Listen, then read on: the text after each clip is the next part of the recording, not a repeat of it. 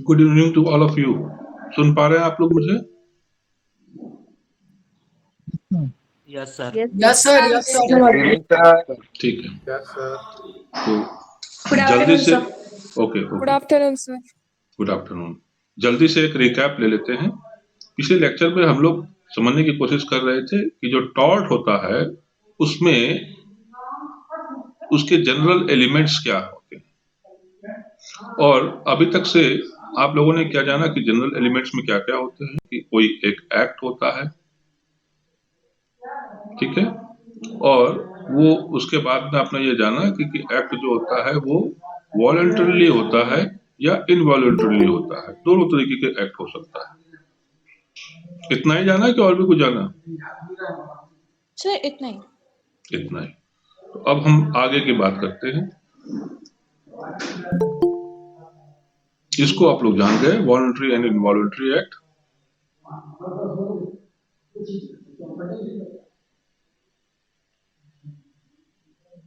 Omission भी जाना आपने?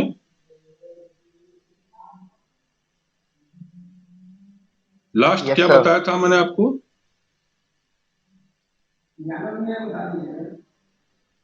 कि एक्ट में ओमिशन भी शामिल होता है, ठीक है। आज हम लोग समझने की कोशिश करेंगे कि टॉर्ट के अंदर में मेंटल एलिमेंट्स, इसका क्या रोल है।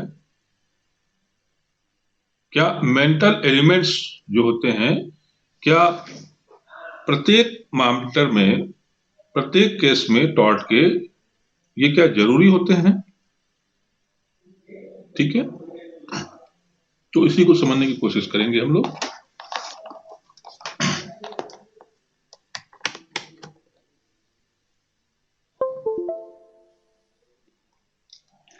और अभी तक से हम लोगों ने क्या समझा? अभी तक से हम लोगों ने यही समझा है कि जो लायबिलिटी होती है टॉर्ट में, ये डिपेंड करता है कुछ एक्ट्स पे और कुछ ओमिशंस पे। तो कुछ तरीके के लायबिलिटीज होते हैं, है ना। वो लायबिलिटीज जो होते हैं वो एराइज होते हैं कि कहीं कोई एक्ट हो रहा है, माने कोई कार्य हो रहा है। और कभी लायबिलिटी टॉर्ट में इसलिए एराइज होते हैं कि यहाँ पे कोई कार्य नहीं भी हो रहा है, माने omission. But my dear viewers, there are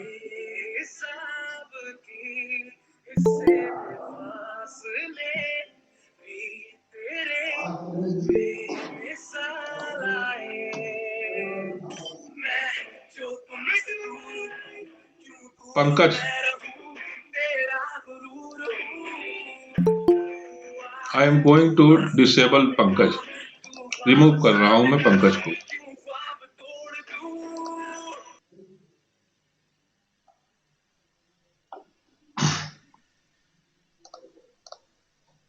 ठीक है। But there are some circumstances in law,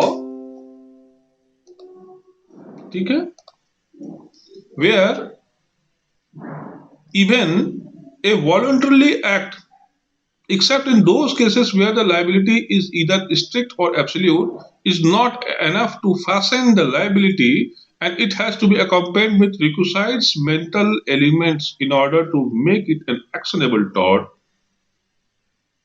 assuming that, of course, कि क्या assuming that other necessary ingredients of tort are present. मतलब कि कुछ ऐसी परिस्थितियां होती हैं विधि में जहां पर कि यहां तक कि कोई वॉलंटरली एक्ट है।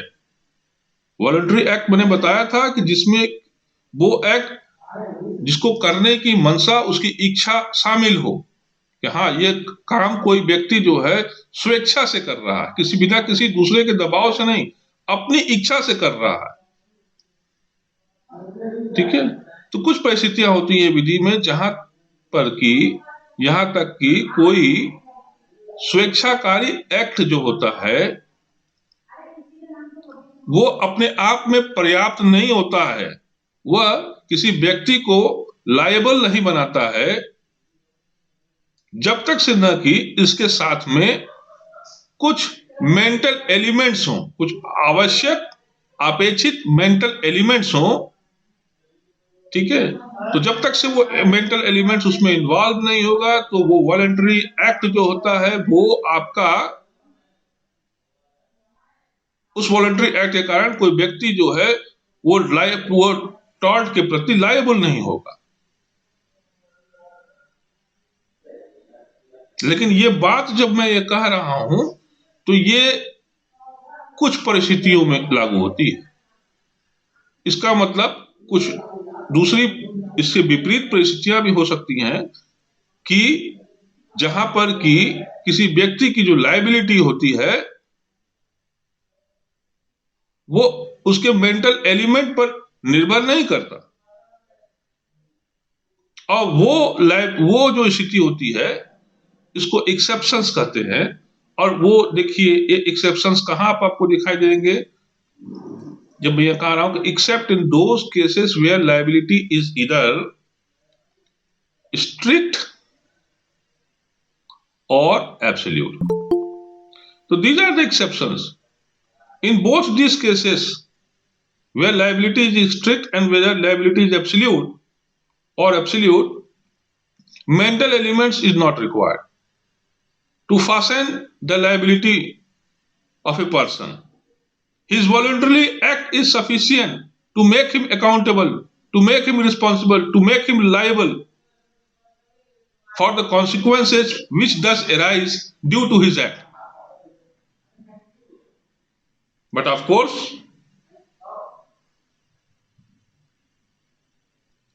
other necessary ingredients of the tort must be present there. And here, in these cases, we are supposing that these other elements are already present. ठीक है, अदर बोल रहा हूं मैं। ठीक है, तो अब सवाल ये आता है आप लोगों के पास में कि वो जो मेंटल एलिमेंट्स हैं जिनकी मैं बात कर रहा हूं यहां पर, वो कौन कौन से मेंटल एलिमेंट्स हैं।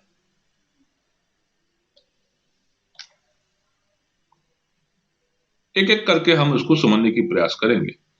सबसे पहला हम बात करेंगे जो मेंटल एलिमेंट्स है, मैलिस। मैलिस को हिंदी में आप लोग समझते हैं दुर्भावना या द्वेष। और आप कहते भी होंगे और कहते सुना भी होगा कि अरे ये दुर्भावना से ये काम किया, ये कोई कार्य जो है कोई व्यक्ति जो है वो दुर्भावना से काम कर रहा है, उसके काम में द्वेष है। ठीक है, तो जो दुर्भावना, वो जो द्वेष जो आप कहते हैं, जो आप सुनते हैं, लॉ में हम इसको कैसे समझते हैं, कैसे देखते हैं, जानिए आप। देखिए, लॉ में मैलिस यानी दुर्भावना का दो अलग अलग मतलब होता है, डिस्टिंक्टिव मीनिंग। पहला intention intentional doing of a wrongful act, intentional doing of a wrongful, कोई एक्ट है, वो एक्ट अपने आप में एक रॉन्गफुल एक्ट है, और कोई व्यक्ति उसको उस रॉन्गफुल एक्ट को कर रहा है, ठीक है, और वो जो काम कर रहा है वो आशय युक्त किया कर रहा है, मतलब कोई ना कोई इंटेंशन इन्वॉल्व है तभी वो काम को कर रहा है, अदरवाइज वो काम नहीं कर रहा होता। तो इंटेंशन, इंटेंशन माने आशय, इसको हम कहते हैं मैलिस इन लॉ। समटाइम्स हम लोग उसको कहते हैं इम्प्लाइड मैलिस, ठीक है। तो मैलिस इन लॉ कहिए या इम्प्लाइड मैलिस कहिए, you can interchangeably use this word, but the most popular word is malice in law, ठीक है, विधि के पॉइंट ऑफ व्यू से। बट जो दूसरा मतलब है मैलिस का, दुर्भावना का, उसका मतलब होता है पॉपुलर सेंस में इम्प्रॉपर मोटिव। इम्प्रॉपर, तो जो विधि के जानकार नहीं है, ठीक है, वो उसको मैलिस को इसी मतलब से समझते हैं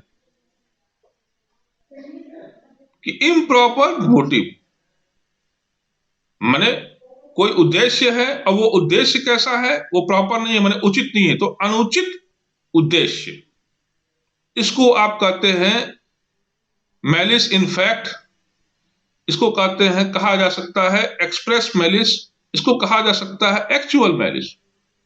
तो ये जो improper motive, malice in fact, express malice, actual malice, these are the words, these are synonyms to each other and can be used interchangeably.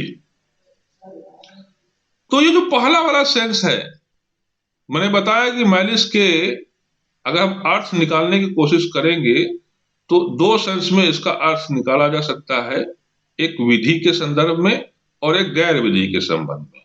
तो विधि के संदर्भ में विधि मैलिस का मतलब होता है कि कोई intentional doing of a wrongful act, और गैर विधि के संबंध में इसका मतलब होता है इम्प्रॉपर मोटिव। तो जो फर्स्ट सेंस है intentional doing of a wrongful act, ये इसमें जो मैलिस है और इंटेंशन है, ये दो शब्द इंटरचेंजेबली यूज किए जा सकते हैं। Malice is synonyms to each other and can be interchangeably used.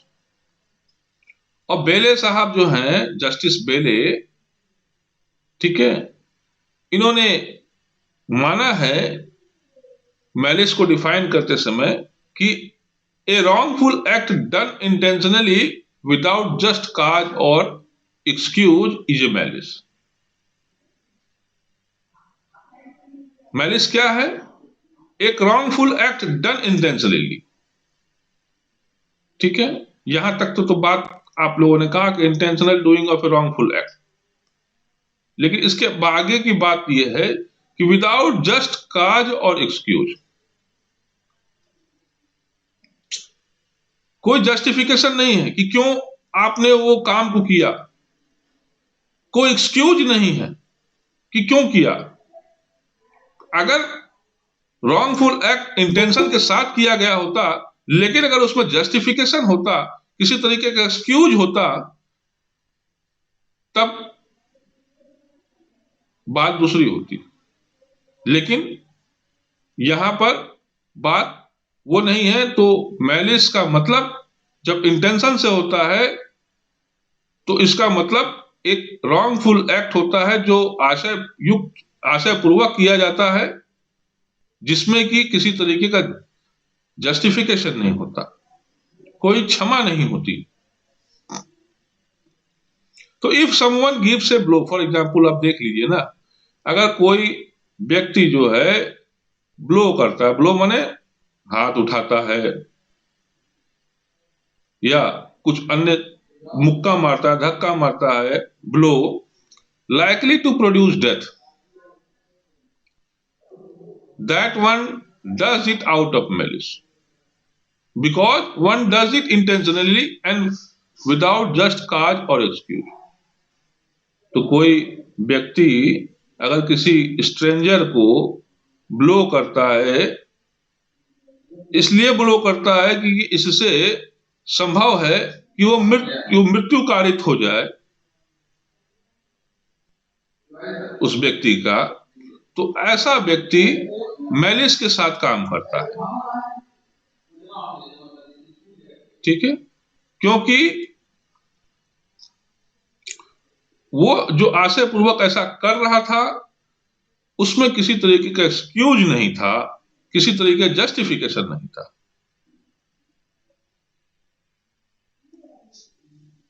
और यहां पर जब हम बात कर रहे हैं कि ये wrongful act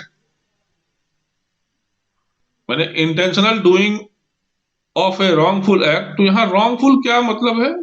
wrongful suggest that there are some right, there are some interest which the law recognize and want to protect the same। ठीक है, तो इसका मतलब ये हुआ कि यहां पर इसको इस तरीके से आप जोड़ के देखिए कि कहीं किसी व्यक्ति का अधिकार है, उसका कोई हित है जिसको कि विधि जो है उसको रिकॉग्नाइज करती है, और विधि जो है उस राइट्स या उसके इंटरेस्ट का को संरक्षण देती है। लेकिन क्या हुआ कि उसके हित का या उसके राइट का इन्फ्रिंजमेंट हुआ, अतिचार हुआ किसी दूसरे व्यक्ति के द्वारा, और वो अतिचार जो है वो ठीक नहीं था, वो रॉन्ग था। But where a man has a right to do, अब इसी में आप आगे समझिए कि where a man has a right to do an act, जहां पर किसी व्यक्ति को कोई कार्य को करने का अधिकार है, तो यह संभव नहीं है कि उसको उस कार्य करने से रोक दिया जाए। माने जब वो काम कर रहा था, अपने अधिकार का प्रयोग कर रहा था, तो उसके ऊपर में आरोप लगा दिया जाए टॉर्ट का कि वो ऐसा इसलिए कर रहा था कि उसके अंदर में दुराशय था, वो दुर्भावनापूर्ण काम कर रहा था। तो where a man has a right to do an act, it is not possible to make his exercise of such right actionable by alleging or by proving that such exercise was done with ill will or spite। ये ill will और spite जो है, ये वो मतलब है malice का जो कि पॉपुलरली एक आम आदमी समझता है। ill will, द्वेष, spite। एक सेकेंड, हेलो, हाँ कौन? हेलो हेलो,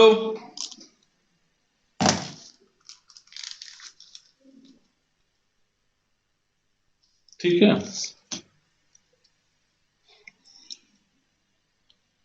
नहीं समझ में आ रहा है तो एक एग्जाम्पल देते हैं। एक व्यक्ति ने अपने मकान बनाते समय पब्लिक प्रॉपर्टी माने जो पब्लिक रोड पे अतिचार कर दिया, यानी उसके बिल्डिंग का हिस्सा जो है वो इस तरीके से बनाया कि वो पब्लिक रोड पर उसका कुछ पोर्शंस आ गए। ठीक है, तो ये क्या है? ये अतिक्रमण था उस व्यक्ति के द्वारा पब्लिक रोड का। तो नगर निगम साहब, नगर निगम के कर्मचारी जो हैं अपना बुलडोजर लेकर के चले आए उसको गिराने के लिए। ठीक है, और उन्होंने बाकी सारे नियमों का पालन किया, नोटिस देना था तो नोटिस भी दिया गया, सब कुछ किया, और उसके मकान का वो हिस्सा जो पब्लिक रोड पर था उसको तोड़ दिया। निश्चित रूप से जब वो तोड़ रहा था बुलडोजर वाला, तो उसके अंदर में उस मकान के ओनर के प्रति इतनी दुर्भावना थी कि वो चेहरे से भी देखा जा सकता था, समझा जा सकता था।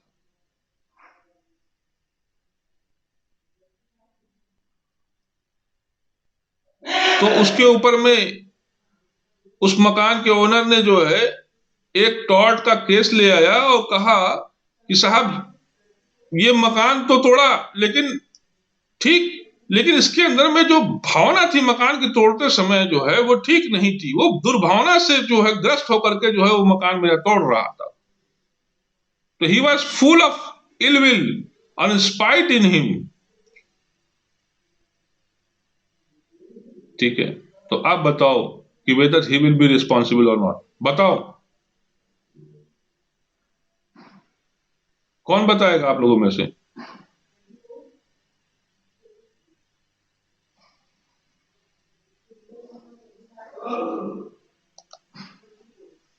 बताइए भाई, कौन बताएगा आप लोगों में से?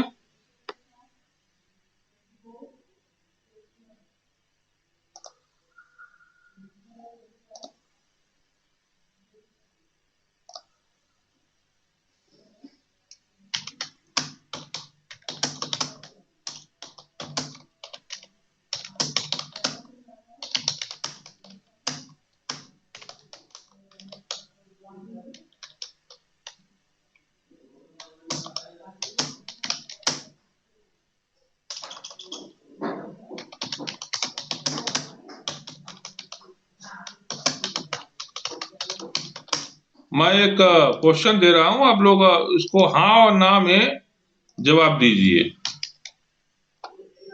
ठीक है?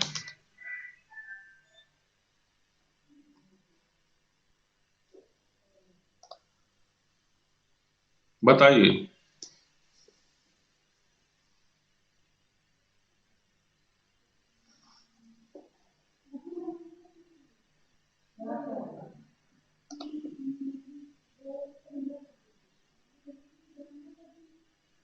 आप लोग कमेंट कीजिए, आप लोग अपना स्क्रीन चेक कीजिए।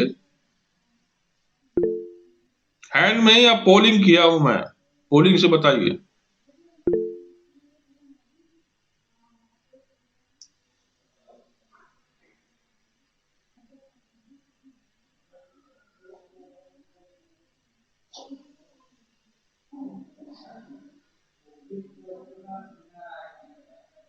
केवल 2 ही लोगों ने बताया है अभी तक से, 4 हुए, बताते जाइए।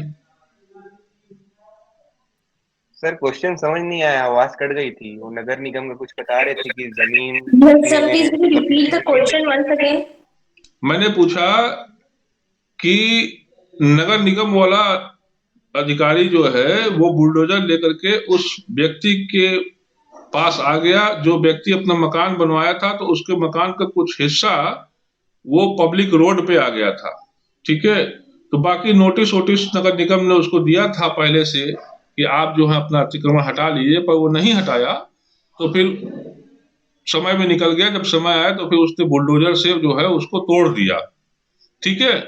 और उसके ऊपर में आरोप लगाया गया मकान ओनर की तरफ से कि वो तोड़ा, जब तो तोड़ रहा था तो उसके अंदर में काफी दुर्भावना थी, उसको वो दुर्भावना चेहरे से देखा भी जा सकता था, और उसने उस बात को प्रूफ भी किया कि वो काफी दुर्भावना थी, ठीक है? और वास्तव में ये बात प्रूफ भी हुआ कि वो दुर्भावना से युक्त होकर के जो है वो मकान को जो है वो तोड़ रहा था। तो आप लोग कितने लोग हैं जो इस बात को ये मानते हैं कि हाँ, वो व्यक्ति जो बुलडोजर लेकर के मकान तोड़ रहा था वो रिस्पॉन्सिबल था टॉर्टियस लायबिलिटी के प्रति? उसी के लिए ये मैं पोलिंग किया हूं।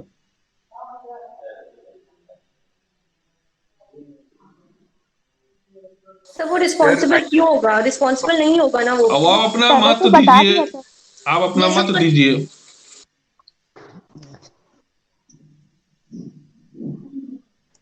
सर वो रिस्पॉन्सिबल नहीं होगा उस समय। सर वो रिस्पॉन्सिबल नहीं होगा। आप लोग कितने लोग हैं टोटल? 104, 103, 102 लोग हैं कम से कम, और 102 लोगों में से मेरे पास केवल 21 लोगों का पोल आया है। इसका मतलब कि बाकी लोग सो रहे हैं। प्लीज डू नॉट, माने आप जो है पोलिंग कीजिए, पोलिंग लिखिए नहीं, कमेंट मत कीजिए, पोलिंग कीजिए।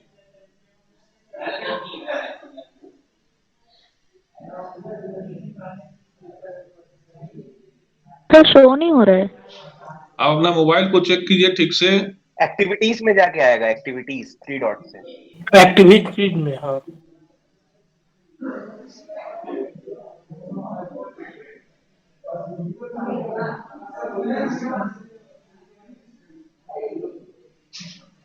शो हुआ आप लोगों को? Yes sir. Yes sir. Yes sir. Yes sir.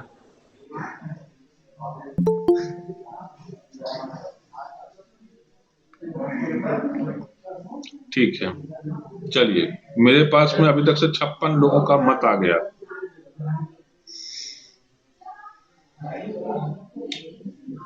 बढ़ते चला जा रहा है। तो जो 16 लोगों ने अब तक से इस बात के लिए वोट किया है कि वो रिस्पॉन्सिबल हैं, वो व्यक्ति रिस्पॉन्सिबल है, कोई हमें बताएगा कि वो कैसे रिस्पॉन्सिबल है?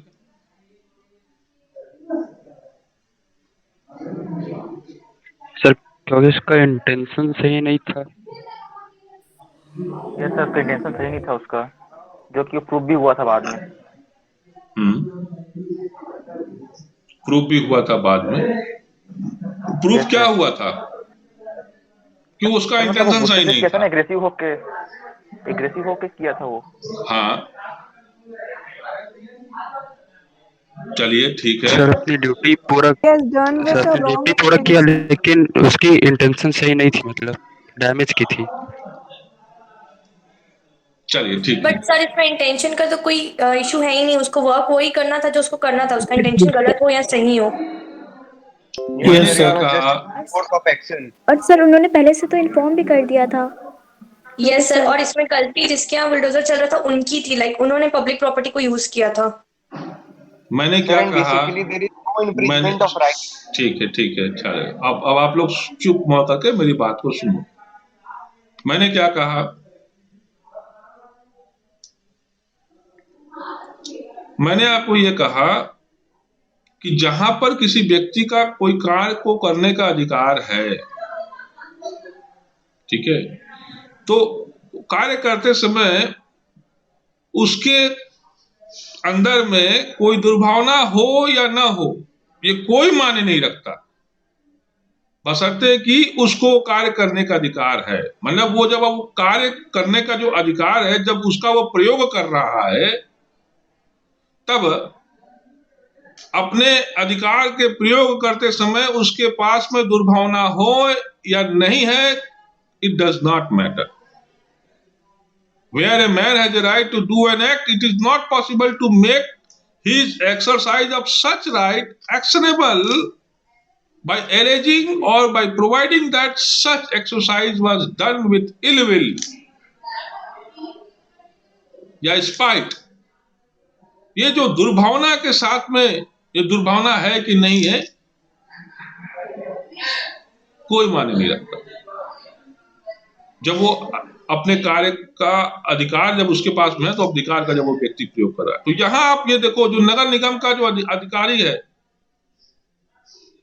जब वो बुलडोजर लेकर के आया अतिक्रमण हटाने के लिए, तो ये उसका अधिकार है, ये उसका कर्तव्य भी है। कर्तव्य कहां से? उसके ऊपर अथॉरिटी ने उसके ऊपर में लाद दिया है। तो law gives him the responsibility, law confer on him the rights to remove all such encroachment over the public property.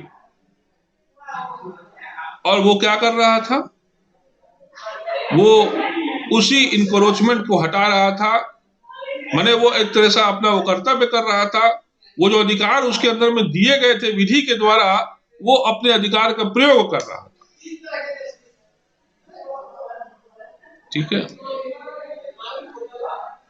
बात समझ में आया बेटा आप लोगों को? आगे बढ़े। किसी तरीके का कोई बैकग्राउंड नॉइज आ रहा है क्या?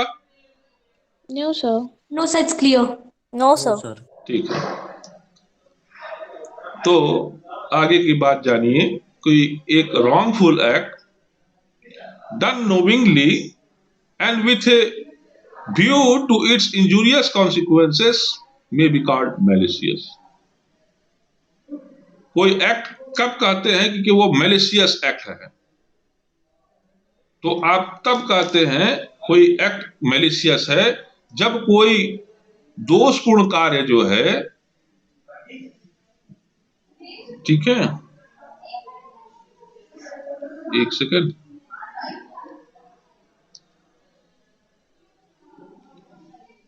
जब कोई दोषपूर्ण कार्य जानबूझ के किया जाता है और इस व्यू के साथ किया जाता है कि इस कार्य को करने से किसी तरीके का कॉन्सिक्वेंसेस होगा और वो कॉन्सिक्वेंसेस जो है वो हानिकारक कॉन्सिक्वेंसेस होगा, तब हम कहते हैं कि वो जो कार्य है वो मैलिशियस। लेकिन सच malice derives its essential character from the circumstances that the act is intentionally done and constitute a violation of law. तो ये जो इस तरह का जो मैलिस है, ये अपना आवश्यक चरित्र जो है उन परिस्थितियों से पाती हैं जिस परिस्थिति में कोई एक्ट जो है वो जानबूझ करके माने इंटेंशनली किया जाता है और वह कार्य जो वो करता है वो एक्चुअली में वो किसी विधि का वायलेशन होता है। ठीक है, मैलिस इन लॉ, इसको आप लोग इम्प्लॉयड मैलिस भी कहते हैं। कब कहते हैं कि it is employed malice? When from the circumstances of the cases the law will infer the malice. जब किसी मामले की परिस्थितियों से ये अनुमान लगाया जा सकता है कि ये जो कार्य किया गया है ये दुर्भावनापूर्ण तरीके से किया गया है। ठीक है,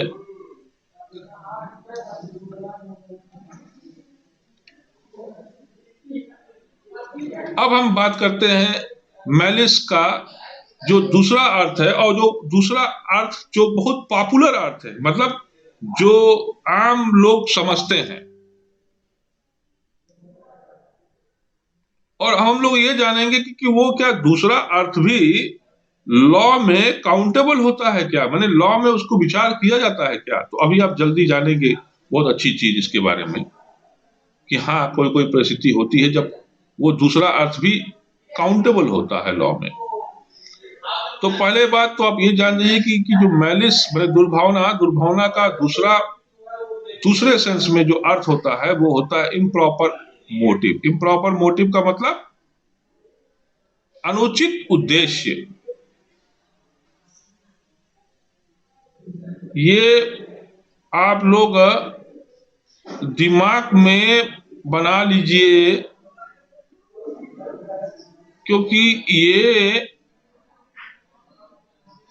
आपको फिर दोबारा मौका नहीं मिलेगा। आप कॉन्सेप्ट अपने दिमाग में क्लियर कर रहे हैं, और ध्यान रखिएगा लॉ ऑफ टॉर्ट हो, लॉ ऑफ कॉन्ट्रैक्ट हो और लॉ ऑफ क्राइम माने आईपीसी, ये तीन एक्ट जो हैं ये ऐसे एक्ट हैं कि इसमें बहुत सारी बातें जो हैं वो कॉमन मिलती। उसको इस ढंग से इनकी जो डिजाइनिंग है, तो उसकी डिजाइनिंग में उसके आप पाएंगे कि बहुत सिमिलरिटी है।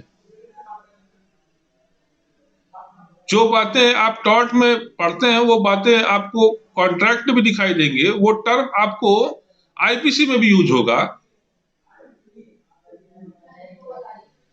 ठीक है, और हर एक्ट में कुछ विशेष मतलब भी उस टर्म का हो सकता है। ठीक है, तो मैलिस इन सेकंड सेंस का मतलब होता है इम्प्रॉपर मोटिव। इसको आप एक्सप्रेस मैलिस भी कहते हैं, इसको आप एक्चुअल मैलिस भी कहते हैं, इसको आप मैलिस इन फैक्ट भी कहते हैं, और ये एक दूसरे के सिनोनिम्स होते हैं, इंटरचेंजेबली यूज किए जा सकते हैं। मोटिव क्या होता है जिसको आप उद्देश्य कहते हैं? एक्चुअली में ये एक अल्टेरियर ऑब्जेक्ट होता है, किसी व्यक्ति का दूर का उद्देश्य, अल्टेरियर, नजदीक का नहीं। इसको आप कहते हैं पर्पज ऑफ डूइंग एक्ट। कोई व्यक्ति कोई कार्य को करता है तो क्यों करता है, उसका पर्पज क्या है? तो motive is the ulterior object और पर्पज ऑफ इट एक्ट।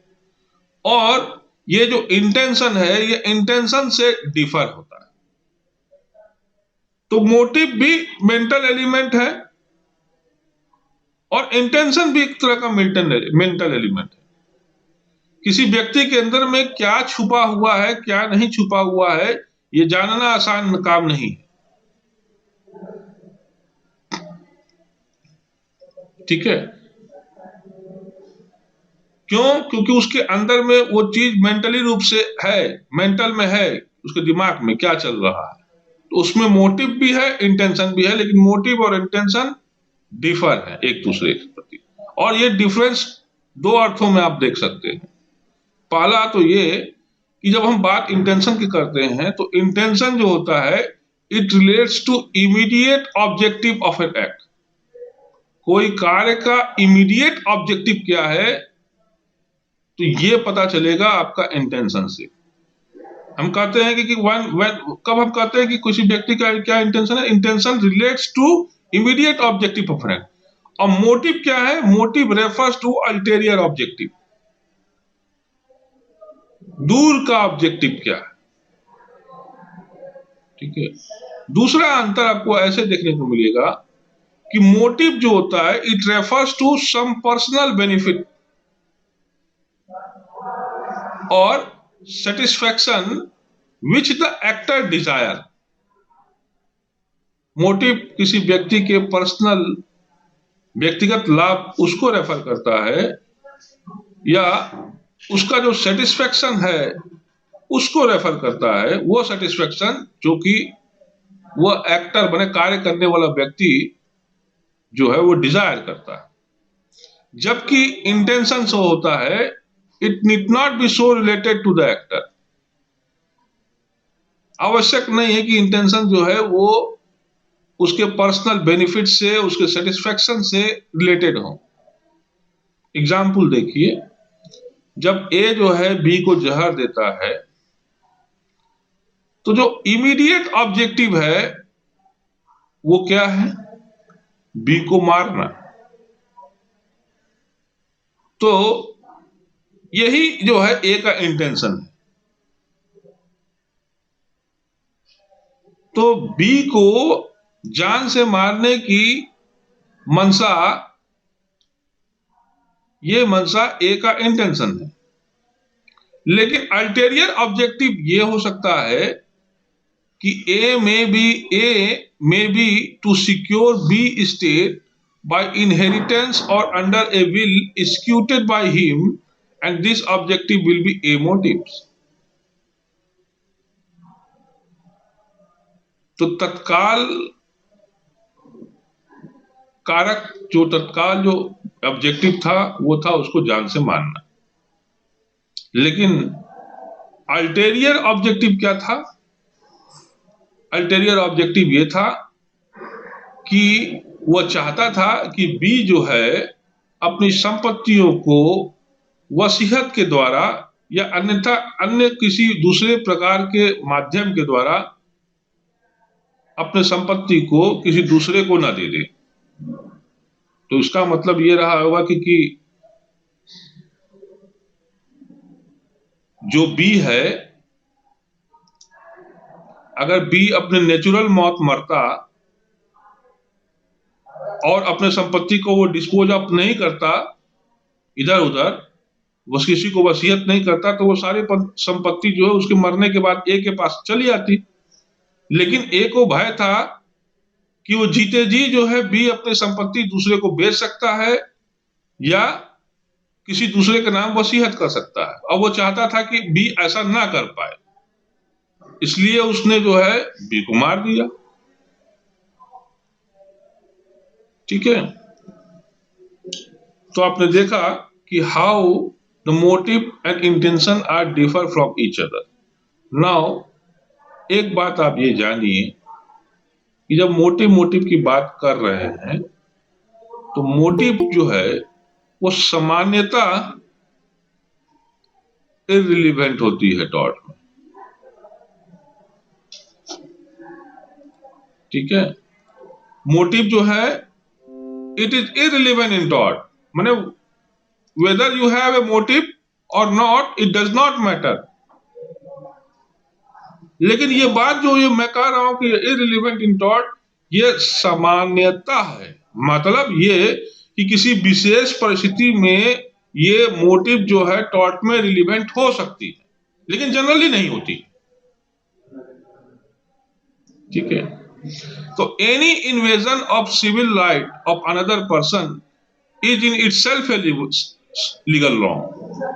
अगर किसी व्यक्ति का नागरिक अधिकार अगर उसका अतिलंघन होता है किसी दूसरे व्यक्ति के द्वारा, तो ये अपने आप में एक लीगल रॉन्ग है, और ये लीगल रॉन्ग अपने आप में लायबिलिटी लिए हुए होता है कि वह व्यक्ति जिसने कि वो रॉन्ग किया है वह जो है भरपाई करेगा। किस चीज का भरपाई करेगा? कि उस कृत्य से होने वाले जो आवश्यक और स्वाभाविक कॉन्सिक्वेंसेस हैं उसका। अगर वो जो कॉन्सिक्वेंसेस हैं जो आवश्यक और स्वाभाविक वो किसी दूसरे व्यक्ति को नुकसान पहुंचाती हैं, किसी दूसरे व्यक्ति का राइट्स का इन्फ्रिंजमेंट करती हैं, और फिर ये माने नहीं रखता कि उसका उस कार्य को करने का मोटिव क्या था, आखिर वो मोटिव क्या था जिससे प्रॉम्प्टेड होकर के वो कार्य किया था। कार्य क्या? गलती काम किया था, किसी दूसरे व्यक्ति के अधिकार को वो छीना था, उसका अतिलंघन किया था।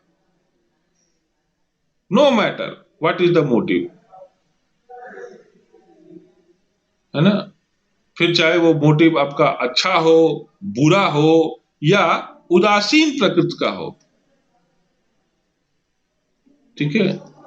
तो ये बहुत पहले लॉर्ड वाटसन ने एक मैटर में एलन वर्सेस फ्लड में ये बात कही थी, और आज भी इनके इस बात को कई स्कॉलर्स जो हैं तरजीह देते हैं, ठीक है। तो जो कोई एक्ट है which does not amount to legal injury cannot be actionable because it is done with a bad motive। ये समझने की बात है आपके लिए कि कोई एक्ट जो है जिससे कि कोई लीगल इंजरी नहीं होता है तो उस एक्ट को एक्शनेबल नहीं बनाया जा सकता, है ना, नहीं बनाया जा सकता। फिर चाहे मोटिव हो चाहे ना हो, तो ये एक्ट होता है किसी चीज, कोई व्यक्ति का एक्ट होता है, ना कि उसका मोटिव उस कार्य को करने का, विच इज रिगार्डेड, जिस पे विचार किया जाता है। तो जब भी ये डिसीजन लेना होता है ना, कि कोई पर्सन लायबल है या नहीं है, तो ये नहीं देखा जाएगा कि उसका कार्य करने का आशय क्या था, उसका कार्य करने का ऑब्जेक्टिव क्या था, मोटिव क्या था, बल्कि ये देखा जाएगा कि वो कार्य जो स्वयं अपने आप में है वो गलत था कि नहीं था।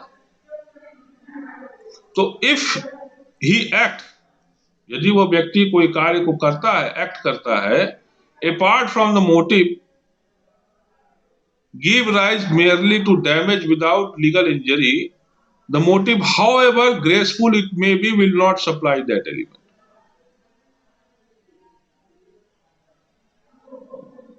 है ना। तो अगर कोई व्यक्ति मोटिव से अलग हट करके बात कीजिए, gives rise merely to damage without, उससे किसी व्यक्ति का लीगल इंजरी नहीं होता, तो मोटिव फिर चाहे वो कितना भी डिसग्रेसफुल क्यों ना हो। Sir hello sir. हाँ बोलो बेटा। सर ये कोई मेरे नाम से है सर, मैं नहीं हूँ, ये पंकज करके कोई और है सर। क्या है? ख्याली में भी तेरा ही ख्याल आए, क्यों बिछड़ना है जरूरी ये सवाल आए, तेरी नजदीकियों की खुशी बेहिसाब थी, इससे में फासले। ये पंकज कुमार जो दूसरा वाला है, ठीक है, ये पंकज प्रसाद। मैं इसका नाम, ईमेल आईडी तो मेरे पास आ ही गया है। अभी मैं तुरंत जो हूँ कंप्लेन करता हूँ साइबर सेल को, और FIR मैं इसके ऊपर में भी दर्ज कराने का प्रयास करता हूँ। जी थैंक यू तब सर। तक अभी मैं इसको जो हूँ रिमूव करता हूँ। जी thank you sir.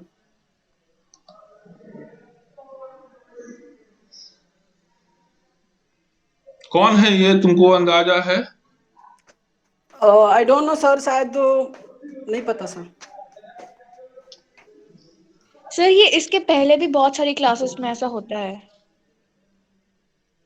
Yes sir, आपकी क्लास में पहली बार हुआ है आज। अच्छा कॉन्टैक्ट ठीक है, तो मैं अब बहुत जल्दी ये जो गूगल मीट से मैं क्लास ना लेकर के मैं अब टीचमिंट से क्लास लेने जाऊंगा। मैं आप लोगों को स्विच ओवर कराऊंगा क्लासेस, जो आप लोग फिर अपने अपने मोबाइल में टीचमिंट डाल दीजिए। Okay sir. ठीक है क्या मैं बोला हूँ? टीचमिंट, ठीक है। Okay sir. टीचमिंट में केवल वही लोग आ सकते हैं जिनको कि मैं अलाउ करूंगा, कोई दूसरा ज्वाइन नहीं कर सकता। ठीक है, यस टीचमिंट।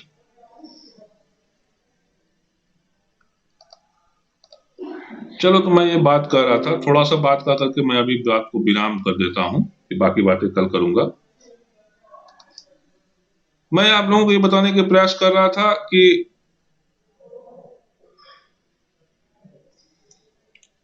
अगर कुछ एक्सेप्शनल सर्कमस्टांसेस होते हैं, कुछ एक्सेप्शनल केसेस होते हैं जहां पर मोटिव जो होते हैं वो रिलेवेंट होते हैं, और वो जो मोटिव होते हैं उस एक्सेप्शनल केसेस में वो उस टॉर्ट के महत्वपूर्ण एलिमेंट्स होते हैं।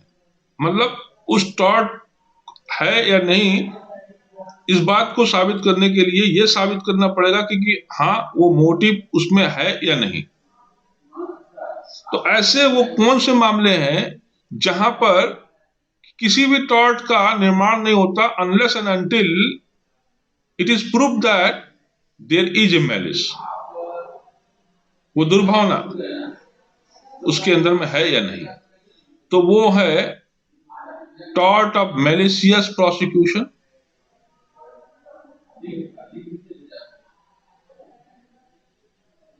मैलिशियस प्रोसिक्यूशन का मतलब क्या हुआ? किसी दूसरे व्यक्ति के खिलाफ में जानबूझ करके आरोप लगा करके उसके ऊपर में मुकदमा करना। ठीक है, malicious abuse of process and malicious falsehood. Malicious abuse of process मतलब, इसका मैं एग्जांपल देता हूं। मैलिशियस एब्यूज ऑफ प्रोसेस, मान लीजिए कि पुलिस वाला आपके पास में किसी व्यक्ति गुड्डू के नाम से आया, कहा कि गुड्डू कौन है आपके यहाँ, उसके खिलाफ में वारंट है, और आप जानते हैं कि गुड्डू कौन है जिसके खिलाफ में वारंट आया है। ठीक है, लेकिन आप जानबूझ करके करते क्या है कि आप पड़ोस में जिससे आपकी दुश्मनी है या जिसके प्रति आपकी दुर्भावना है उसका भी नाम संजोग से गुड्डू है, और आप बोलते हैं कि सर वो गुड्डू है, दिखे जा रहा है, और पुलिस वाला धोखे में उस गुड्डू को पकड़ के ले गया। तो आपने क्या किया? जो प्रोसेस था, प्रोसेस किसके लिए? वो जो वारंट है, जो सम्मन है, ये आपके जब आप लोग CRPC पढ़ेंगे तो आप लोग जानेंगे कि इनको कोर्ट ये प्रोसेस कहलाते हैं। These are the process, notice serve करना, this are the process, warrant serve करना, दिस आर द प्रोसेस। तो उस प्रोसेस का एब्यूज हुआ है, और वो एब्यूज जो है वो दुर्भावना से किया गया। इसी तरीके से किसी दूसरे के ऊपर में झूठा आरोप लगाना, तो झूठा मुकदमा करना, प्रोसेस को एब्यूज करना मैलिशियसली, और malicious falsehood, these are the some of the examples of the some exceptional cases in which cases motive is relevant, and it is also relevant in the tort of defamation। तो motive defamation में के case में भी relevant होती है, motive nuisance के case में भी रिलेवेंट होती है, मोटिव कॉन्स्पिरेसी भी के केस में रिलेवेंट होती है। ठीक है। जबकि सामान्य बात क्या है? सामान्य बात यह है कि कोई एक्ट जो है जिससे कि कोई लीगल इंजरी नहीं होती है, तो वो एक्ट एक्शनेबल नहीं होता है, क्योंकि because it is done with a bad, इसलिए नहीं एक्शनेबल होता है क्योंकि वो किसी बैड मोटिव से किया गया।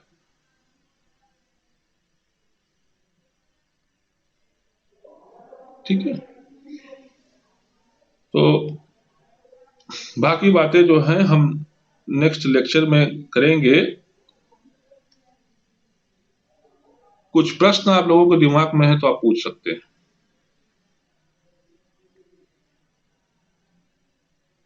कोई क्वेश्चन?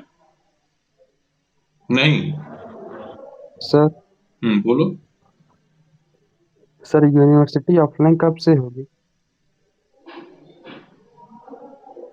ये जब यूनिवर्सिटी वाले के जो प्रशासन में लोग बैठे हुए हैं वो लोग चाहेंगे तब होगी। ठीक है। Sir thank you. हाँ बोलो। सर मेरे को भी एक क्वेश्चन पूछना था। जैसे आपने बताया कि उसमें दोनों का नाम गुड्डू था, बट उन दोनों का सरनेम अगर नहीं लिखा है तो उसको भी वही, जो जिसने नाम बताया उसका, तो उसको भी तो वही कंफ्यूजन हो सकता है कि वही हो शायद से। नहीं, वो जान रहा है, वो अच्छे से जरा से जान रहा है कि वो गुड्डू कौन है, किसके लिए वो सम्मन आया है।